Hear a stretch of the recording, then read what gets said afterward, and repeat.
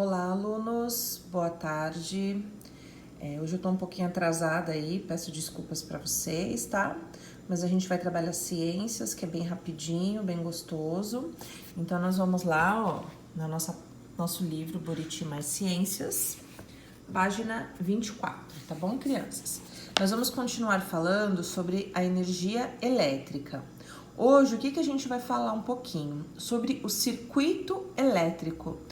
Então, como que acontece aí? Quando a gente liga um aparelho elétrico à rede elétrica, né, que é quando a gente coloca aí na tomada, ou a uma pilha, permitimos que cargas elétricas se movimentem através dos fios, tá?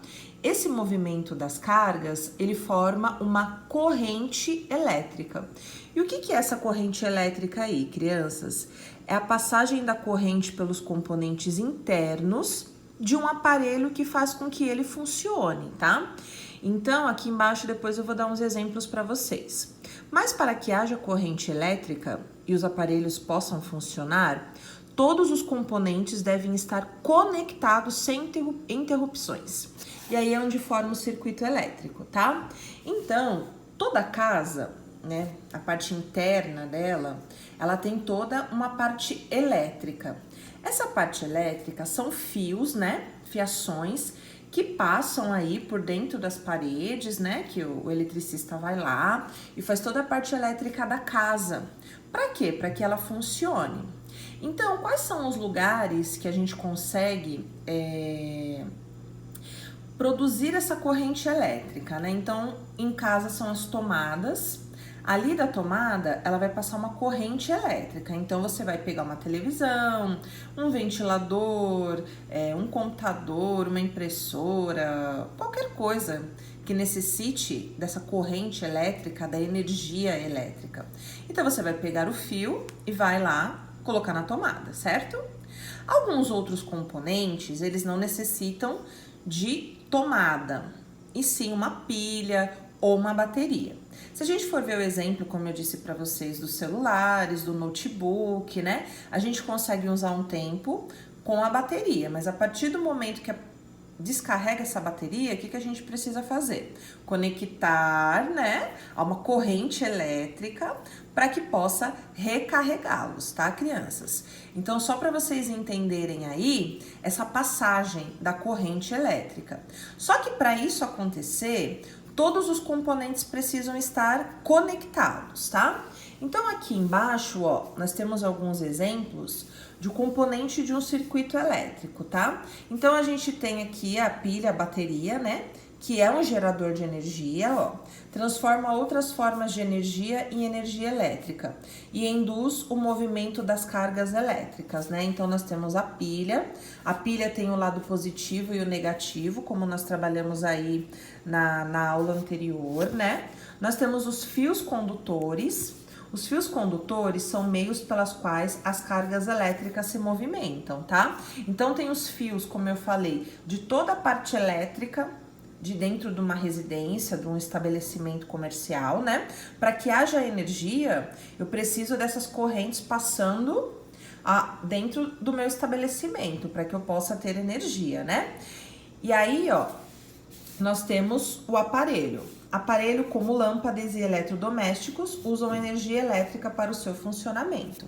Então, eu vou pegar lá, como eu disse, um eletrodoméstico, uma geladeira, um fogão elétrico, um forno micro-ondas, uma televisão, um videogame, né? Qualquer coisa que vocês necessitam, tem o fio lá que vocês vão conectar à tomada, né? E as lâmpadas, elas precisam também, para funcionar, elas precisam dessa corrente. Então, nós temos em casa, né, os espaços, né, os bocais, que é onde a gente vai girar ali a lâmpada e vai ter a luz para a gente conseguir enxergar aí, tá bom, crianças? Lembrando aqui, ó, a passagem da corrente elétrica por um circuito depende dele estar aberto ou fechado, tá? Então, para a energia funcionar, ó, o circuito tem que estar totalmente fechado, ó. A corrente elétrica só percorre um circuito se ele estiver totalmente conectado, tá? Então, ó, ele precisa estar todo conectado.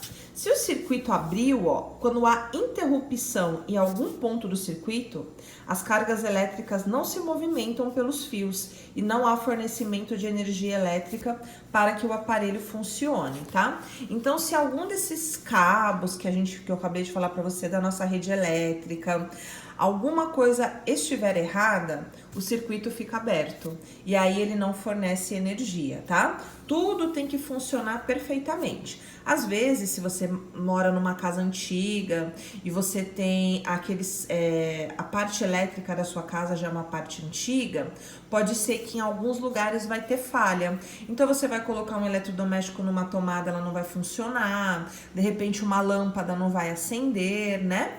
Porque a gente tem sempre que ficar observando a nossa rede elétrica e em determinado tempo, né? Não sei dizer ao certo, mas a gente sempre tem que ir atualizando aí, né? As correntes elétricas, os fios elétricos, para que haja o fornecimento de energia.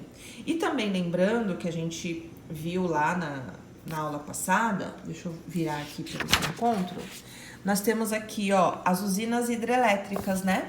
Que elas que ajudam aí a gerar energia. Então precisa do movimento da água, né? Que vai movimentar as turbinas e desta forma vai ter a energia elétrica. Aqui na nossa região, quem nos fornece energia é a Eletro, né? Então nós precisamos todo mês pagar a nossa conta de luz certinho para que também não seja suspenso a energia na sua casa, tá bom? Então só pra gente entender aí um pouquinho, tá? E o que vocês vão fazer? Considerando que uma televisão está ligada, responda aqui embaixo, tá? Ó, a passagem de corrente elétrica através dos fios da televisão. Como você chegou a esta conclusão? Então vocês vão olhar aí, tá? A letrinha A para responder. B. Nessa situação, o circuito elétrico está aberto ou fechado? Explique. Então, prestem atenção no que eu falei aqui nessa parte, tá? Do circuito. E aí, vocês vão responder para mim, tá bom? Então, é a questão 3, A e B. Vocês podem responder no caderno, se não houver espaço aqui, vocês respondam no caderno. E no final do dia, eu mando a resposta para vocês.